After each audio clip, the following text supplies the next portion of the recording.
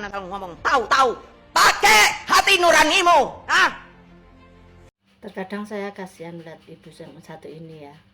Di usianya yang sudah sepuh, seharusnya beliau ini sudah beristirahat, tetapi masih diberi beban pekerjaan, beban pikiran yang teramat berat.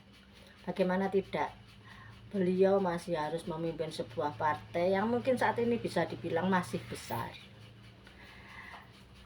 Apakah tidak ada orang-orang bijak di sekitarnya yang memberikan masukan yang baik? Di saat masyarakat sudah mulai berpikir untuk menatap jauh ke depan, tetapi ibu ini dengan partainya masih bernostalgia dengan masa lalu, masih memendam kemarahan dengan kejadian masa lalu. Mungkin saya sendiri ya di awal memang kurang setuju ketika Pak Soeharto diberi gelar pahlawan nasional. Ya karena saya sendiri merasakan bagaimana susahnya hidup di waktu itu, bagaimana otoriternya Soeharto waktu itu memerintah dengan tangan besi. Jangankan mengkritik, jangankan menghina, mengkritik pun tidak aman bagi kita semua ya kalau berani, karena bisa-bisa tinggal nama, bisa-bisa hilang. Dan yang diintimidasi pun bukan hanya orang yang melakukan kritik, tetapi juga keluarganya. Tetapi setelah saya pikir-pikir juga ya, kalau kita terus memendam dendam, kemudian memendam kebencian, kita tidak bisa move on, kita tidak bisa menatap jauh ke depan, kita tidak bisa menentukan langkah yang lebih baik. Begitu juga dengan ibu ini dan partainya ya, masih terus berkutat dengan dendam masa lalu, masih berkutat dengan kekecewaan di masa lalu. Jadi ya isinya seperti ini, cuma marah-marah, kemudian tidak bisa move on untuk menatap ke depan. Dan saya pikir sudah saatnya ya ibu ini juga harus apa ya, mulai memikirkan diri sendiri untuk beristirahat, untuk menikmati masa tua.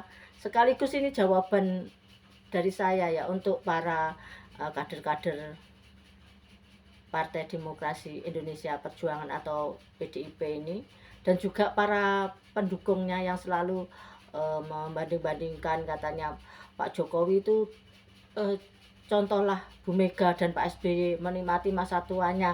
Mereka ini lupa Pak Jokowi itu masih terlalu muda bila dibandingkan dengan kedua tokoh ini, SBY dan Megawati.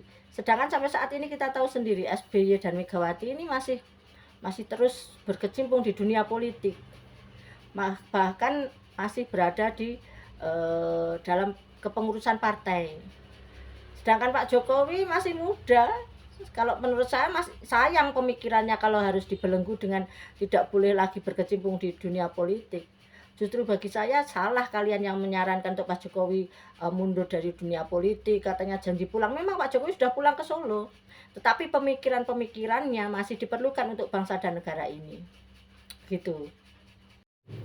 Sekaligus ini menjawab ya buat para pembenci, para penyerang Pak Jokowi yang selalu membanding-bandingkan Pak Jokowi dengan Bu Mega. Ini membuktikan kalau kalian masih mengakui kehebatan Pak Jokowi, masih merasakan ketakutan, kekhawatiran kalau Pak Jokowi masih berada di dunia politik. Kenapa ya? Karena Pak Jokowi ini masih menjadi